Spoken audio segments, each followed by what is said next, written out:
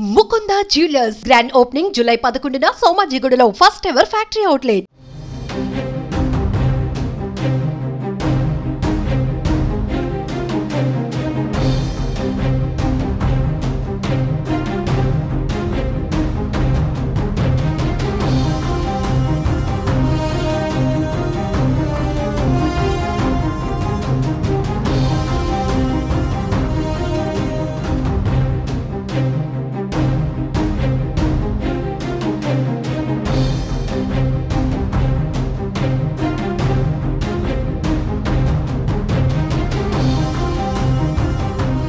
ఏపీలో కూటమి ప్రభుత్వం అధికారంలోకి వచ్చిన తర్వాత ఎన్నికల హామీల అమలు దిశగా అడుగులు వేస్తోంది. ఇప్పటికే సామాజిక భద్రతా పింఛన్ల పెంపు, మెగా డిఎస్సి, ఉచిత ఇసుక వంటి హామీలను అమలు చేసిన చంద్రబాబు ప్రభుత్వం ఈసారి రైతులకు మరో గుడ్ న్యూస్ చెప్పనుంది.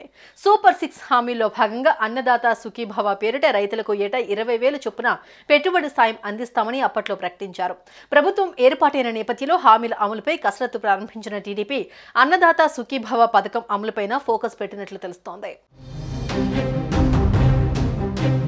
ఏపీ ప్రభుత్వం రైతులకు ఆర్థికంగా తోడ్పాటు అందించే పథకం పేరు అన్నదాత సుఖీభవగా ఖరారు చేసింది. ఇందుకోసం కొత్తగా ఒక పోర్టల్ సిద్ధం చేస్తోంది. వైసీపీ ప్రభుత్వం గతంలో వైఎస్ఆర్ రైతు భరోసా పేరుతో రైతులకు ఏడాదికి 13,500 రూపాయల చొప్పున అందించేవారు. తాము అధికారంలోకి వస్తే ఈ మొత్తం 20,000కు పెంచుతామని టీడీపీ అధినేత చంద్రబాబు హామీ ఇచ్చారు. తాజాగా ప్రభుత్వం పోర్టల్ ప్రారంభించిన తర్వాత విధి విధానాలను ఖరారు చేయనుంది. ఈ పథకం అమలు కోసం కొత్త విధానం అమల్లోకి తెచ్చేలా కసరత్తు కొనసాగుతోంది. ఇక అన్నదాత సుఖీభవ పథకంలో భాగంగా 20,000 మొత్తాన్ని 3 విడతల్లో రైతుకు పెట్టుబడి సాయంగా ఇవ్వాలని ప్రభుత్వం భావిస్తున్నట్లు తెలుస్తోంది. రాష్ట్ర ప్రభుత్వం 14,000, పీఎం కిసాన్ నిధులు 6,000 రూపాయల చొప్పున మొత్తాన్ని అన్నదాతలకు అందించనుంది. ప్రభుత్వం తీసుకొస్తున్న పోర్టల్లో రైతులు ధ్రువపత్రాలను అప్లోడ్ చేయాలి. రైతులు ఆధార్ కార్డ్, భూమి పత్రాలు, ల్యాండ్ పాస్బుక్, రేషన్ కార్డ్, ఆదాయ పత్రంతో పాటుగా మొబైల్ నంబర్ ఇవ్వాల్సి ఉంటుందని సమాచారం. కుటుంబంలో ఒక్కరు మాత్రమే ఈ పథకం కింద లబ్ధి పొందేలా నిబంధనలు ఖరారవుతున్నట్లు సమాచారం. రైతులకు పెట్టుబడి సాయం అందించడంతో పాటు మెరుగైన సాగునీటి వ్యవస్థ, నాణ్యమైన కరెంట్ ఇచ్చేలా ఆయా శాఖల అధికారులతో చంద్రబాబు ఇటీవల సమీక్షలు చేశారు. అధికారులకు దిశానిర్దేశం చేశారు. రైతుల విషయంలో నిర్లక్ష్యం వహిస్తే సహించేది లేదని స్పష్టం చేశారు. ఇప్పుడు పెట్టుబడి సాయాన్ని త్వరగా అందించేందుకు ప్రభుత్వం కసరత్తు చేస్తోంది.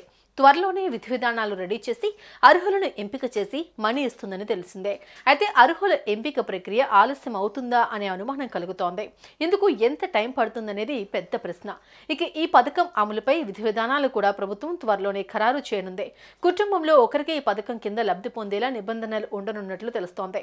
జూలై నెలలోనే కేంద్రం, రాష్ట్రాలు బడ్జెట్ ప్రవేశపెట్టనున్నాయి. ఈ నేపథ్యంలో బడ్జెట్లో ఈ పథకానికి కేటాయింపులు జరిపి ఆ తర్వాత అమలు చేసే అవకాశాలున్నాయి.